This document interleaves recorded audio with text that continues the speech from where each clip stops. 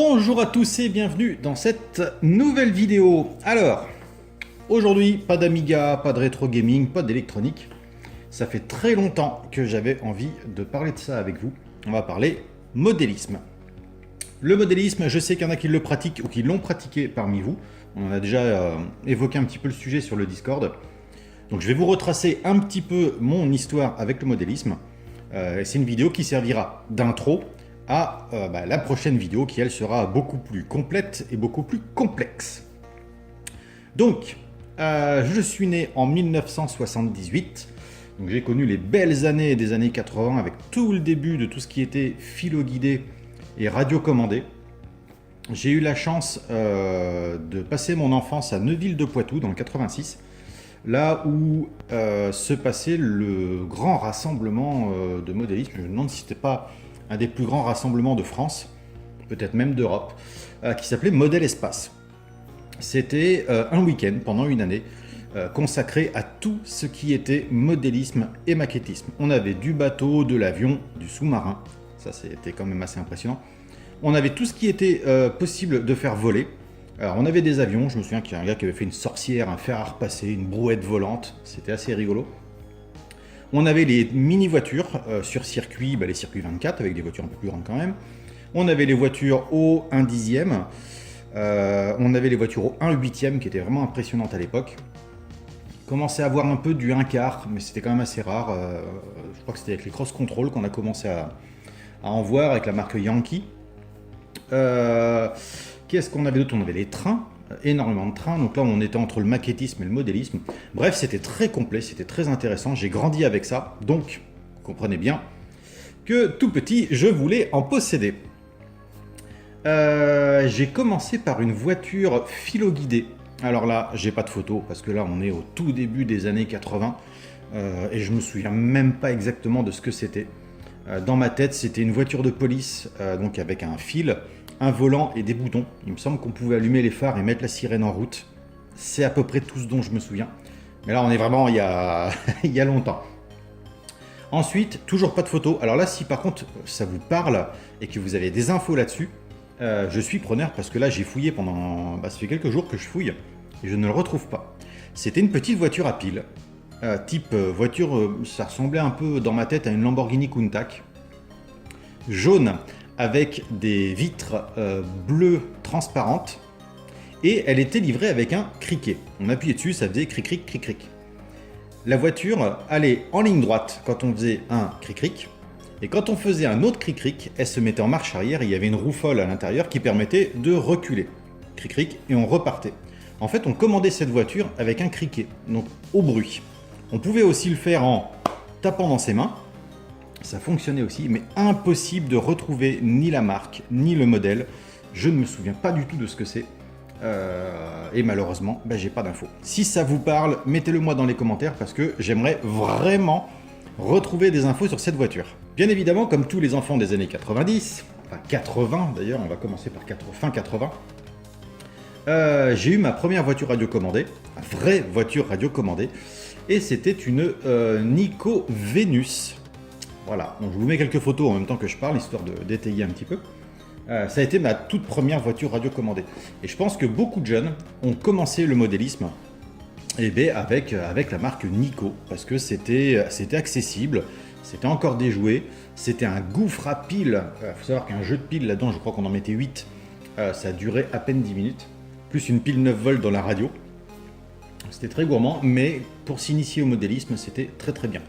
On ne pouvait pas faire de mécanique dessus, on mettait des piles et on s'amusait. Mais contrairement aux versions vraiment bas de gamme où on n'avait que la marche arrière avec la roue folle, là, on pouvait enfin tourner les roues et choisir d'aller à droite ou à gauche. Petite précision, on avait une carte électronique à l'intérieur qui commandait les servomoteurs. D'ailleurs, il n'y avait pas vraiment de servomoteurs. La variation de vitesse se faisait par une carte électronique et le train avant, il me semble que c'était un électroaimant. Donc on pouvait tourner les roues uniquement en avançant. Si vous étiez à l'arrêt et que vous faisiez droite-gauche, les roues ne tournaient pas, il fallait avancer, tourner.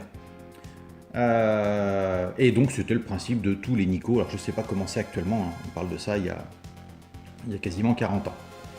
Ensuite je suis passé... Ah si tiens, point intéressant, en faisant mes recherches, j'ai trouvé que Tamiya marque extrêmement connue en modélisme, avait fait un produit qui ressemblait énormément au Nikko Venus. Pas trop d'infos non plus.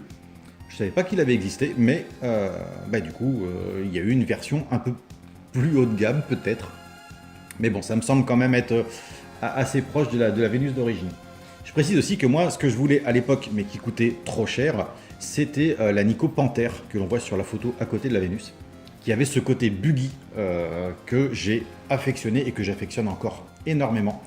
Ce côté buggy des plages, hein, on retrouvera ça avec le Sandmaster de chez Kyosho. Mais c'est vraiment ce côté-là, le 2 roues motrices, avec 2 grosses roues à l'arrière, 2 petites à l'avant, assez allongées, la cabine, bref, le côté buggy. Ensuite, j'ai enchaîné sur le Grasshopper. Premier modèle de chez Tamiya, un peu plus évolué que le Nikko, mais c'était mon premier pas dans une vraie marque de modélisme. Tamiya, on rentrait quand même dans les modèles où on commençait à faire un peu de mécanique, un peu d'entretien. On n'avait pas d'amortisseur à proprement dit, c'était juste des suspensions. Donc il n'y avait pas grand chose à part des ressorts. Ensuite, je suis passé au Tamiya Falcon. Là, on commençait à monter d'un cran avec les amortisseurs hydrauliques. Pas de réglage particulier, mais on remplaçait la tringlerie par des systèmes à rotules. Bref, c'était un petit peu au-dessus. Après le Falcon, je suis passé au Cougar 2 de chez Schumacher. Ou Schumacher, je ne sais pas comment ça se prononce. C'était un modèle anglais. Là, on commençait vraiment à monter dans le haut de gamme. Et ce modèle avait la particularité d'avoir une transmission par courroie à l'intérieur. Au lieu d'avoir une cascade de pignon, c'était une transmission par courroie. Ça lui donnait vachement de souplesse. Et surtout, il avait un bruit bien particulier, parce qu'il en faisait quasiment pas. Je ne l'ai pas gardé très longtemps parce que j'ai eu l'occasion de passer après sur du MRC. MRC qui, je crois, est distribué par T2M, ou était distribué par T2M. Et donc, je suis passé au MRC Santana Pro. Là, on rentrait vraiment dans la machine loisir compétition. Je ne sais pas si on peut dire vraiment compétition, mais on va dire loisir compétition. Avec châssis en double platine époxy, amortisseur hydraulique entièrement monté sur rotule. Bref, là, on commençait à rentrer vraiment dans une gamme plus pro et beaucoup plus chère. Suite à ça, je suis passé au RC10 World. Donc là, on rentre dans la catégorie américaine et on va rentrer vraiment dans les modèles compétition. Le RC10 World, c'était un modèle qui était très reconnaissable parce qu'il était en plastique blanc et toutes les parties métalliques étaient en aluminium et on avait un châssis baignoire en aluminium qui était magnifique. C'était vraiment une très belle voiture que j'ai pas gardée longtemps non plus parce que j'ai évolué assez vite. J'avais aussi la version piste et là par contre j'ai pas trouvé d'infos. Je me souviens que c'était une carrosserie de voiture de NASCAR. C'était le même châssis que la RC10 World, mais avec des roues routes. Je crois que c'était des BBS couleur dorée.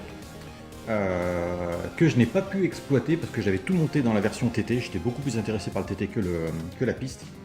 Du coup, c'était plus pour le plaisir de l'assembler, de la monter et de la posséder. Suite à ça, après le RC10 World, je suis passé au RC10 B2. Que je n'ai pas gardé longtemps puisque je suis passé au RC10 B3 qui a été ma voiture la plus évoluée, hein, qu'on voit ici en photo avec Masami Hirosaka, multiple champion du monde en TT électrique 1/10. J'ai même encore les t-shirts d'époque avec toutes ces victoires derrière, jusqu'en 97 je crois. Et donc ça a été mon dernier buggy. Entre temps, je me suis essayé à la piste avec une FF01 de chez Tamiya, avec une superbe carrosserie de Subaru Impreza WRX STI. J'étais grand fan de Gran Turismo à l'époque, je voulais cette version-là, au point que je l'avais fait en noir, plutôt qu'en bleu, comme dans Gran Turismo. Entre temps, j'avais essayé aussi les Tamtec, donc l'ancêtre de la Mini Z, donc des toutes petites voitures de piste. J'en avais 3.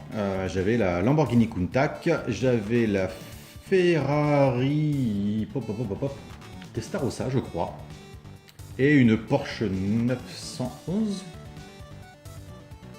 ou 923, je sais plus. Bref, celle qui est en photo. Et malheureusement, je me les suis fait voler. Là, par contre, j'étais dégoûté parce que c'était, c'est pas que c'était rare, mais c'est pas quelque chose qui courait les rues non plus. Et du coup, j'étais quand même assez déçu. Bon, comme à chaque fois qu'on se fait voler quelque chose.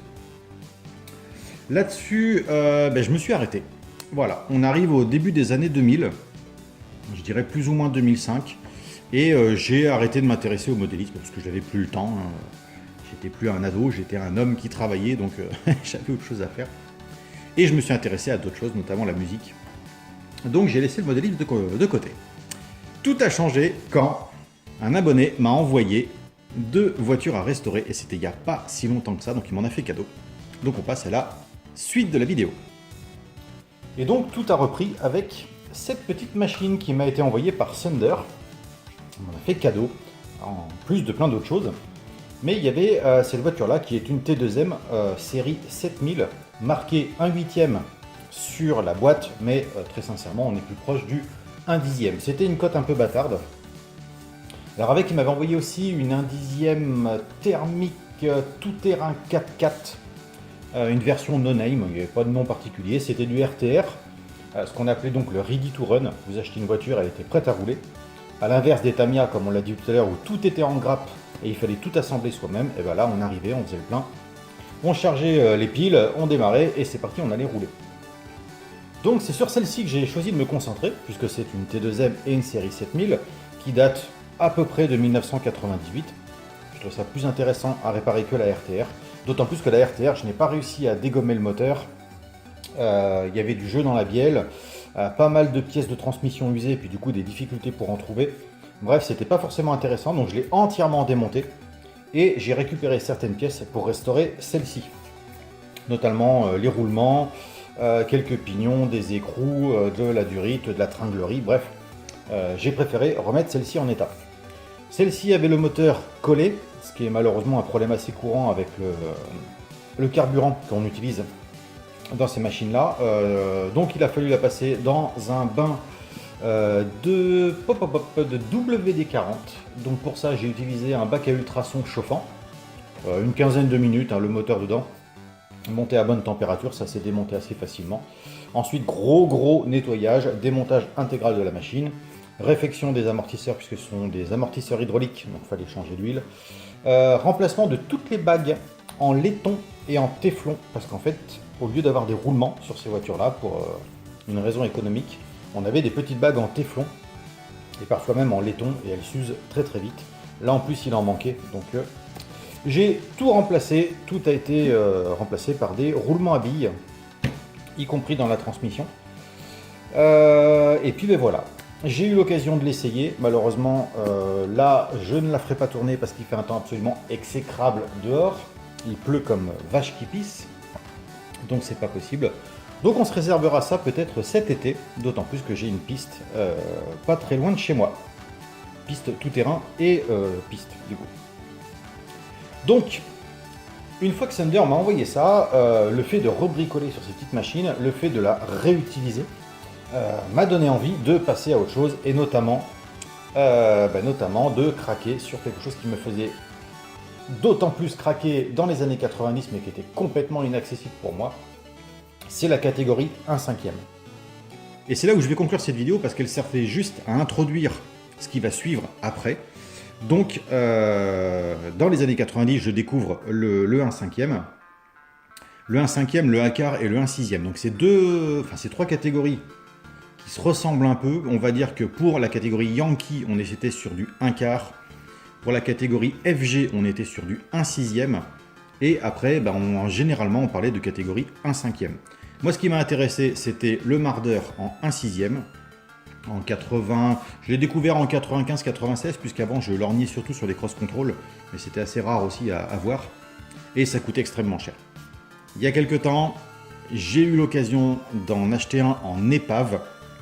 Je l'ai volontairement acheté en épave, parce que j'avais envie de travailler dessus, et j'avais envie de bricoler, et d'en faire le jouet que j'aurais voulu à l'époque.